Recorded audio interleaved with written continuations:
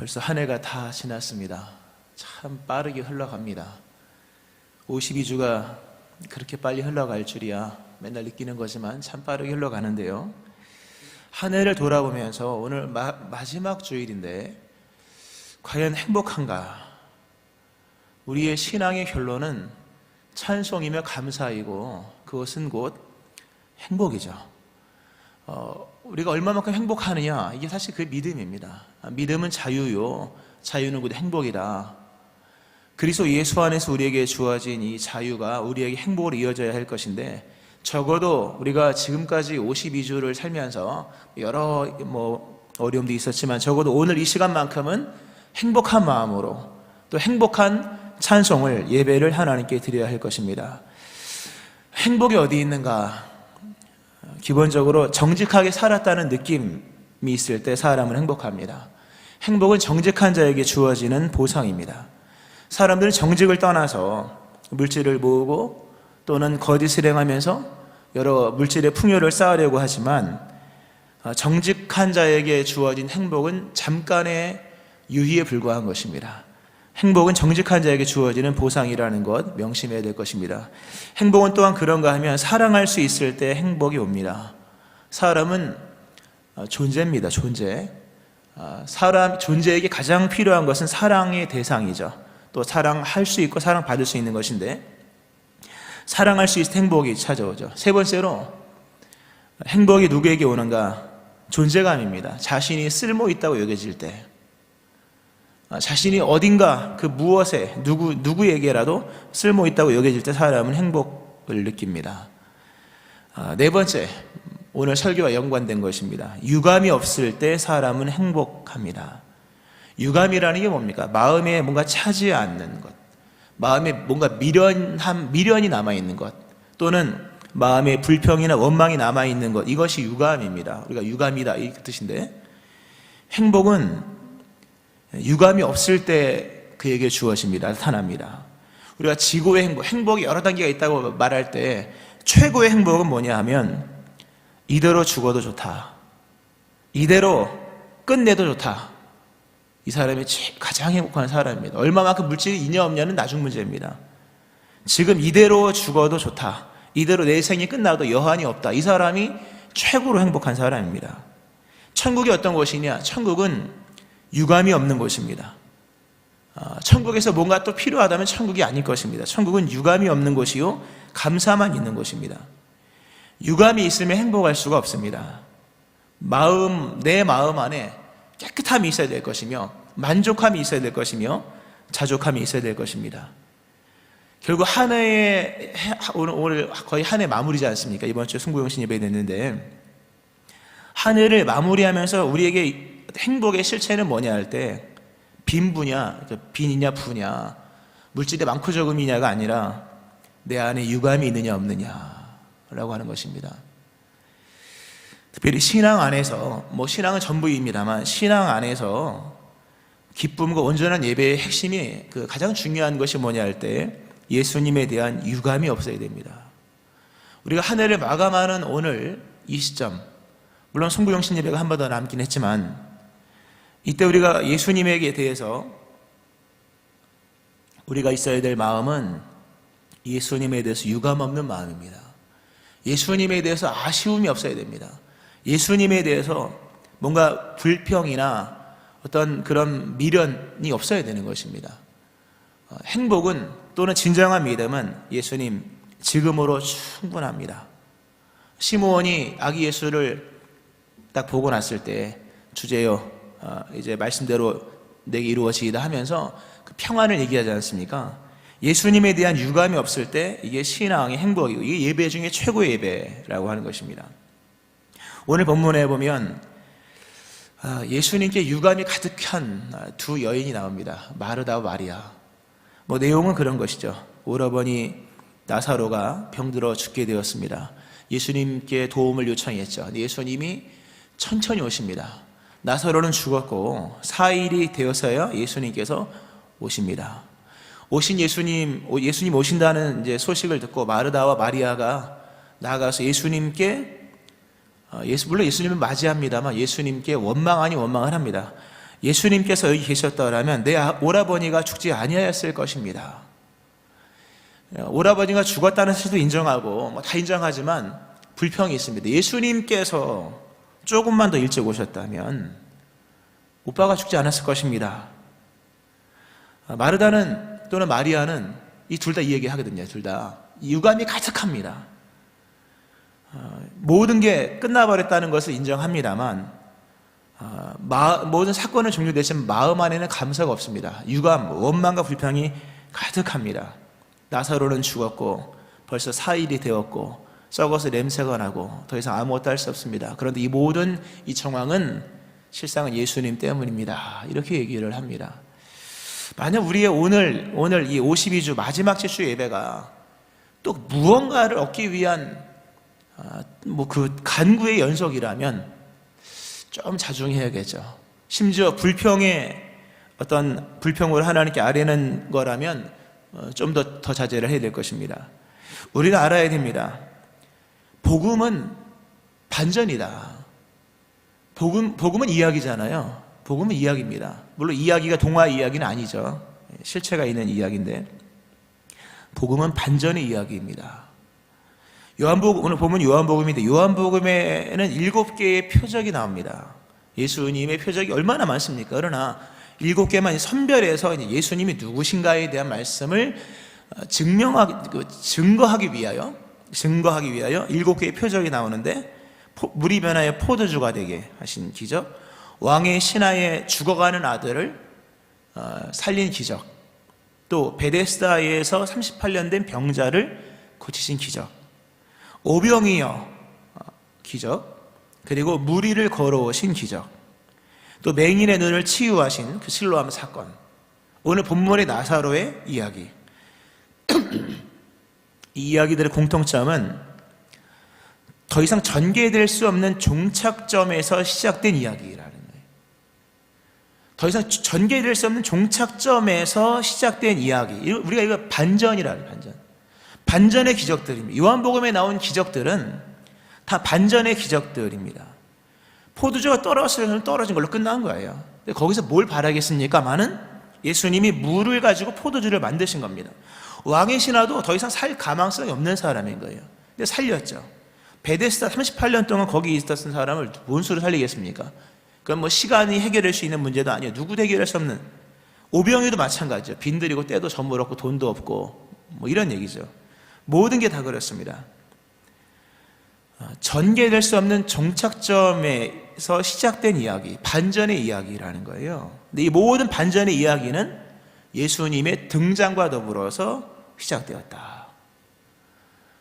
요한복음 1장에서 예수님이 누군지를 말씀하고 있죠. 태초에 말씀이 계시니라. 그 말씀이 뭡니까? 말씀은 이야기의 출발인 거예요. 예수님 말씀으로 이 땅에 오셨다. 하나님이시고 하나님의 말씀이신 예수님 이 땅에 오셨다. 그 말씀 무슨 뜻입니까? 죄로 망쳐버린 인간의 인간사, 인간의 개인사, 인간의 역사, 인류의 전체적인 종말을 반전시키는 새 말씀이 등장했다. 누구로 말미암아? 그리스도 예수로 말미암아. 예수님은 반전의 말씀입니다. 예수님은 반전의 이야기의 시작인 거예요. 그리고 그 이야기는 언제나 그 상황만 반전이 아니라 결론을 반전시키는 능력의 말씀이었다. 이게 복음인 거죠. 오늘 마르다와 마리아가 불만이 굉장히 많습니다. 예수님, 이제 와서 뭘 어떡하겠습니까? 죽어서 벌써 사흘이 되었고 4일이 되었고 냄새가 안 납니다. 유감이 가득합니다. 예수님께서 말씀하십니다. 내 말이 네가 믿으면 하나님의 영광을 보리라 하지 아니하였느냐. 하나님의 영광, 그 충만한 영광, 유감 없는 마음, 하나님의 임재는 소멸시키잖아요. 우리의 의심과 우리의 불평과 원망을 다 소멸시키는 그 충만한 영광, 유감 없는 마음, 언제? 믿을 때. 나사로는 끝난 줄 알았습니다. 이 마르다 마리아가 나사로는 끝났다. 이제 우리 가정은 끝났다. 이제 우리 집에 남자가 더 이상 없다. 하여튼 모든 게 끝났다. 예수님이 오셨죠. 그러므로 본문에서 반전이 일어나고 나사로가 살아나죠. 풀어나와 다니게 하라. 얼마나 기뻤을까. 나사로가 무덤에서 살아나올 때 얼마나 기뻤을까 생각을 해보세요. 그 남 얘기라 그렇지만 정말 우리 집 이야기를 생각해 보세요. 이건 큰 기쁨입니다. 이 큰 기쁨이 오늘 여러분을 위한 말씀인 줄로 믿으시기 바랍니다. 이게 지금 남 얘기하자는 게 아니잖아요. 말씀, 이 2000년 전에 있었던 이 사건을 가지고 오늘 우리에게 말씀의 선물을 가지고 찾아오신 그리스도 예수의 은총이 오늘 이 말씀인데, 이 나사로, 죽은 줄 알았던 나사로 죽었죠. 끝났죠. 유감이 가득했죠. 근데 감사가 충만한 말씀으로 반전시켰다는 거죠. 예수님이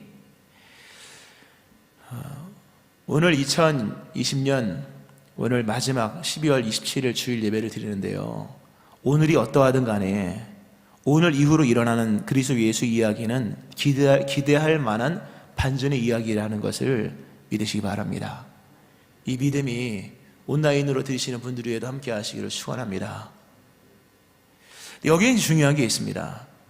믿음이 필요하다. 오늘 설교 제목이 그러잖아요. 네가 믿으면 하나님의 영광을 보리라. 믿음이 있어야 된다. 이 나사로가 살아났던 것은 그리스도 예수 역사이지만 여기에는 반드시 마르다 마리아의 믿음이 필요했다 하는 것입니다. 믿으면 반전이 일어난다. 믿으면 새로운 역사가 시작된다. 오늘의 우리가 판단되는 이 끝이 아니라 새로운 결말로 이어지게 된다. 누구에게? 믿을 때, 믿는 사람에게. 그러려면 생각을 해보면 얼마만큼 믿어야 될까? 오늘 내 삶이 반전되기 위해서 우리가 한 해 얼마나 계획을 많이 세웠습니까? 코로나 때문에 정말 아무것도 못했죠. 우리 교회도 2월까지 얼마나 정말 로켓이 막 우주로 향해 나가듯이 엄청난 은혜가 충만했고, 물론 지금도 충만하지만 많은 사역을 못했습니다. 그러나 하나님의 역사는 새로운 또 역사로 펼쳐지는 것이죠. 교회뿐이겠습니까? 저마다 생업도 사업도 참 어려운 시기를 지나고 있는데, 그러나 주님 말씀하시기를 네가 믿으면 하나님의 영광을 보리라. 믿으면 된다는 거예요. 그러면 얼마만큼 믿어야 될까? 이게 중요한 얘기입니다. 얼마만큼 믿어야 될까? 아니 몇 프로를 믿어야 될까? 오늘 예수님께서 마리아와 마르다에게 내 말이 네가 믿으면 하나님의 영광을 보리라. 그럼 마르다와 마리아가 속으로 얼마만큼 몇 프로를 믿어야 됩니까? 절망하지 않을 만큼만 믿으면 됩니다. 절망하지 않는 믿음, 끝나지 않았다고 믿는 믿음이면 충분한 거예요. 믿으면 지금 마르다 마리아는요 끝났다고 여긴 거예요. 끝났다고 여기는 거는 불신입니다. 믿음의 유무의 차이를 숫자로 비유하면 믿음의 유무의 차이는 0과 1의 차이입니다. 0과 1. 0은 없는 거잖아요. 1은 뭡니까? 그때부터 있는 거잖아요. 꼭 1000이고 만이어야만 있는 게 아닌 거예요. 0은 없는 거지만 0과 1의 차이는 정말 1 차이인데 1은 유잖아요. 0은 무이고.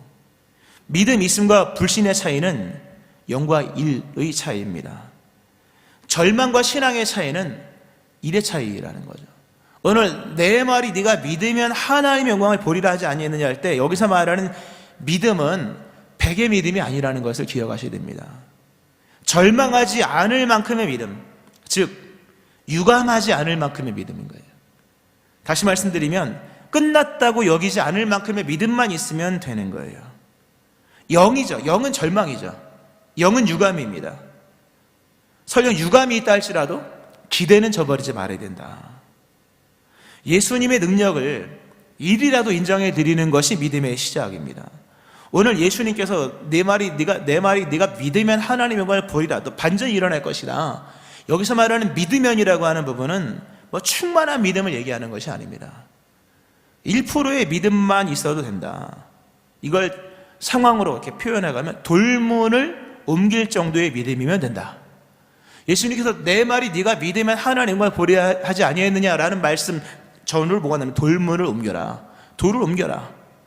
예수님 오셔서 내가 부활이요 생명이다. 나를 믿는 자는 죽어도 살겠고 무릇 나를 믿는 자는 영원히 죽지 아니하리니 이것을 내가 믿느냐.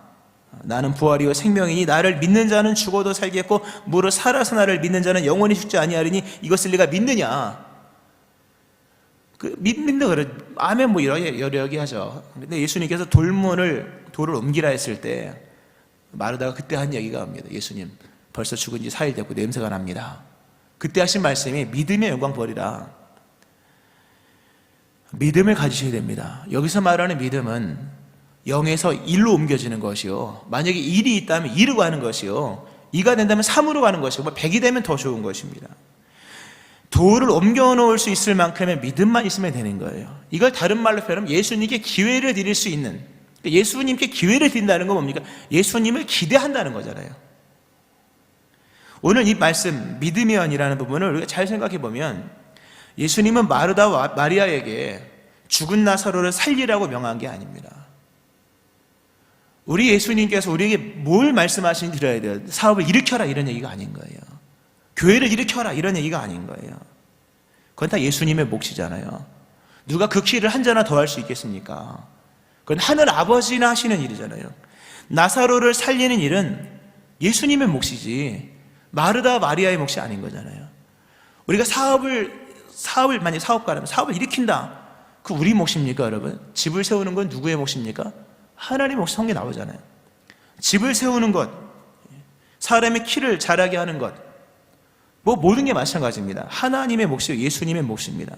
오늘 예수님은 예수님의 몫을 마르다 마리아에게 요구한 것이 아닙니다.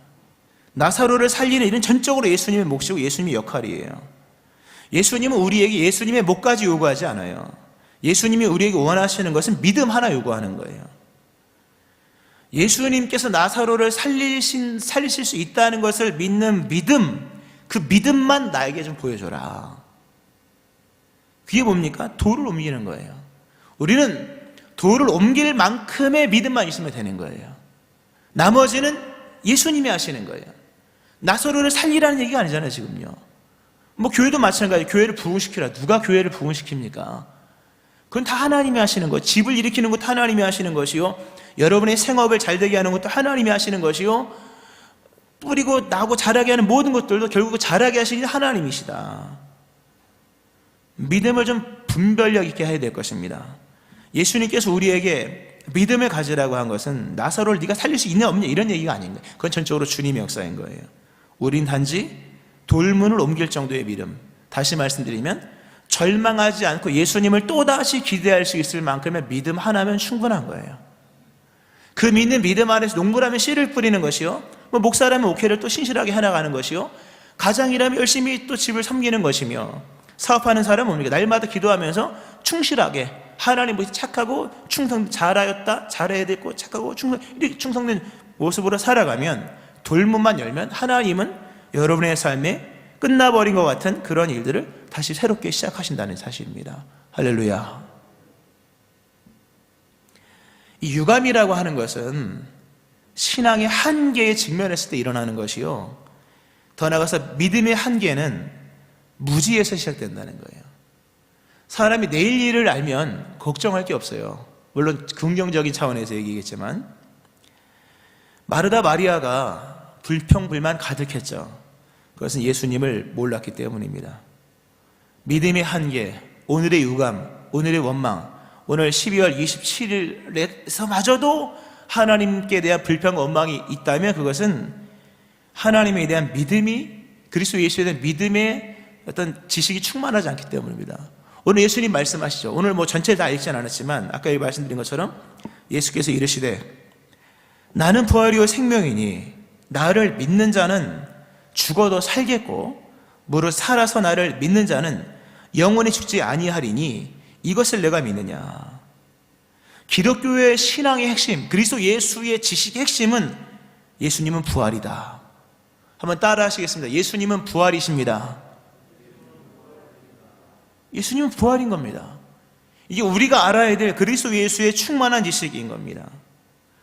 예수님은 나는 부활이다, 이 말씀을 종말을 가져가신 게 아니에요. 종말에 있을 부활을 오늘 현 시점에 끌고 오신 것입니다. 대단한 말씀이에요. 그래서요, 자신의 십자가 죽음 앞에서 얘기한 게 아니잖아요. 나사로의 죽음 앞에서. 우리 모두는 다 부활을 믿죠. 근데 부활을 맨 마지막에 일어날 부활로 믿지만 예수님은 그렇게 종말적인 얘기로 펼쳐가시는 것만이 아니라 현실적인 얘기를 오늘 너의 삶에서, 오늘 2020년 10월 27일 오늘의 시점에서 이 말씀을 가지고 나는 부활이다. 우리가 우리의 삶을 살면서 잃어버리고 빼앗기고 또는 망쳐버리고 또는 부숴버리고 뭐 그런 것들 예수님 부활시키신다 말씀하십니다. 이 믿음을 가지셔야 됩니다. 오늘 우리에게 필요한 것은 믿음입니다. 마리아가 생각한 이 종점, 이제 끝났다 그래요. 마리아가 생각한 종점이 하나님의 영광의 지점이 되었다. 영광의 출발점이 되었다. 기독교 신앙의 핵심은 부활신앙입니다. 기독교 신앙의 진수는 부활이 있는 것입니다. 기독교의 신앙의 핵심이 부활신앙이잖아요. 우리가 부활 없으면 아무것도 아니잖아요. 부활신앙이라는 게 뭡니까? 무덤을 출발점으로 삼는다는 거예요. 부활은 뭡니까? 무덤을 출발점으로 삼는 거예요. 기독교의 출발점은 무덤이에요. 그리고 거기서 살아나는 것입니다. 이 사실을 희망으로 삼기를 축원합니다. 오늘 우리의 신앙의 출발점은 오늘인 거예요. 오늘 우리가 물론 모든 일이 잘 돼서 흥한 분도 있고 또 감사한 분도 있겠지만 아마 부족한 부분도 많이 있을 것입니다만 오늘 주님께서 말씀하십니다. 믿음의 출발점, 부활신앙은 바로 여기서 시작되는 것이다. 말씀을 좀 맺으면서요. 마르다가 그러죠. 예수님, 좀 빨리 좀 오시죠. 왜 이제 오셔서 이렇게 됐습니까? 라는 얘기를 합니다. 부활신앙에는요, 상황과 시간이 문제가 되지 않습니다. 예수님이 나사로를 살렸습니다. 죽은 지 4일 된 나사로를 살렸습니다. 이 부분 늘 강조하지만 그럼 4일이었기 때문에 살린 겁니까? 그럼 40일, 죽은 지 40일 된 나사로는 예수님께서 못 살리시겠습니까? 살리는 거예요. 4일 된 나사로를 살렸다는 것은 40일 지난 나사로도 살릴 수 있다는 얘기요. 4년이 된 나사로도 살릴 수 있다는 겁니다. 이미 죽은 지 4일 돼서 냄새가 나는 그러면 아직 뭔가 있다는 거잖아요. 유해가 있다는 건데. 그럼 완전히 썩어서 모든 게 다 사라져버린 시점에서 못 살린다는 얘기입니까? 부활은, 이게 중요해요. 부활은 상황과 시간을 문제로 삼지 않는 거예요. 우리 인간의 생각 속에서는요, 하루 이틀 사흘이 중요하잖아요.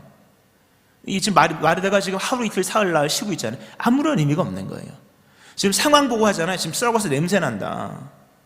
그 인간의 생각 속에서는 그런 거죠. 부활의 신앙에는요, 늦고 빠르고 없습니다.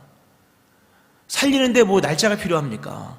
일으키시는데 무슨 상황이 필요합니까? 예수님이 살리고자 하시면 살아나는 줄로 믿으시기 바랍니다. 믿음 하나면 충분한 거예요. 믿고 아뢰고 그분이 들으셨다면 기다리면 되는 거예요. 오늘 나의 삶의 무너짐은 다시 일으키시기 위함인 것이며, 끝나버림은 다시 시작하시기 위함인 것이며, 망한 것은 다시 흥하게 하시기 위함인 것이요, 죽은 것은 부활시키기 위함인 거예요. 오늘 하나님께서 우리에게 행하신 모든 것은 늦고 빠르고의 의미가 없는 거예요. 부활을 이루시기 위한 하나님의 역사라는 거죠. 그러므로 뭡니까? 주님이 말씀하신 바를 따라 믿음을 가지고 그분을 기대하고 신뢰하고 오늘도 돌문을 열어드리고 마음 꽉 닫지 말고 열어드리고 믿는 믿음을 가지고 나가면 부활은 늦는 법이 없습니다. 늦지 않게 여러분의 삶을 건지실 것이며, 그리고 오늘 이게 얼마나 아쉬움이 많은 한 해입니까? 이렇게 또 비대면 온라인 예배 드리니 얼마나 아쉽습니까? 그러나 이러한 일들을 통해 더 큰 영광이 나타나게 된다는 사실입니다. 말씀을 좀 맺습니다. 믿음의 출발점을 잡으셔야 돼요. 오늘 믿음의 출발점을 잡으셔야 됩니다. 여기서 중요한 사실이 하나 있습니다. 사실 나사로가 죽었죠. 나사로가 죽는 것은 결국 다가올 현실이었습니다. 나사로가 죽는 거 젊어서 죽어서 아쉽긴 했지만 안 죽는 사람 어디 있겠습니까? 다시 말씀드리면 인생에 문제가 없는 사람이 어디 있겠습니까? 문제 없기를 바라지 말고 문제를 해결하시는 부활의 주님을 믿으셔야 됩니다. 인생을 요행을 바라듯이 살면 안 됩니다. 안 죽기를 바라면 요행이죠. 다 죽는데 인생에 문제가 없는 사람이 누가 있겠습니까? 다 물어보세요. 한 해 동안 안 힘든 사람이 있는가? 물론 그걸 가지고 강제적으로 위로받으세요. 이건 아니지만 문제가 없기를 바라지 말고 궁극의 대안을 찾으라는 것입니다.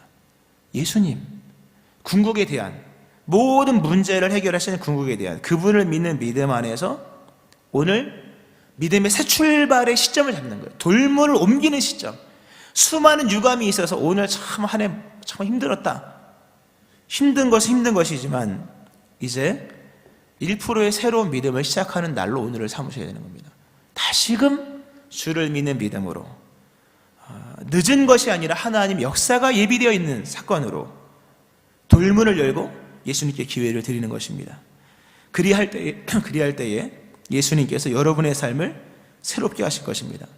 한 해를 절망으로 마감하지 마세요. 한 해를 주님을 향한 찬란한 기도로 마감하시기를 축원합니다. 주님을 향한 기대로 마감하시는 거죠. 예수님에 대한 기대를 저버리지 마세요. 하나님은 모든 것을 합력하여 선을 이루십니다. 일이 잘 됐거든 하나님의 사랑을 순순히 믿는 믿음으로 영광을 돌릴 것이며, 좀 뭐가 안 되고 머리로 이해되지 않는 일들이 있다면 섭리를 믿으세요. 막 갈등 이론이 있잖아요. 인류 역사의 발전은 갈등과 더불어 발전했다. 머리로 이해가 안 되거든 섭리를 믿으세요. 내 눈에 보기에 최악의 상황으로 치닫거든 역설을 믿으셔야 돼요. 역설. 떨어지는 것 같으나 올라가는 거거든요. 그리고 모든 것이 끝나버린 일 같으면 부활을 믿는 거예요. 기독교 신앙의 진수는 부활입니다. 섭리를 믿고 역사를 믿고 부활을 믿는 거예요. 오늘 주님 말씀하십니다. 내 말이 네가 믿으면 하나님의 영광을 보리라 하지 아니하였느냐. 이제 믿어야 할 것이며 절망이 아니라 소망으로서 마감하고 새해를 시작해야 될 것입니다. 나서로는 살아날 것이며 모든 것은 회복될 것입니다. 이 큰 은혜가 여러분의 한 해의 마감 위에, 여러분의 새로운 한 해의 시작 위에 함께 하시기를 주의 이름으로 축원합니다. 아멘. 기도하시겠습니다. 네가 믿으면 하나님의 영광을 보리라 말씀하신 주여, 주를 믿습니다. 우리가 충만한 믿음은 아니지만 주님께 소망을 다시금 걸며 주님께 기회를 드립니다. 절망으로 올 한 해를 마감하지 않게 도와주시고 소망으로 새로운 한 해를 기대하는 저희를 되게 하여 주옵소서. 절망으로 닫아버렸던 돌문을 다시금 열며 우리의 삶을 건지시고 새롭게 소생시키실 그리스도 예수를 믿는 믿음으로 다시금 시작하는 저희를 되게 하여 주옵소서. 나사로를 살릴 만큼의 믿음은 없으나 그것은 주님이 행하실 일이며 우리에게 돌문을 옮길 만큼의 믿음을 요구하시는 주여 믿나이다. 오늘 믿음을 충만하게 하여 주옵소서. 나사로가 살아나게 하여 주옵소서. 가족들이 회복될 수 있게 도와주시고 삶이 소생할 수 있도록 은혜를 허락하여 주옵소서. 감사드리며 예수님 존귀하신 이름으로 기도합니다. 아멘.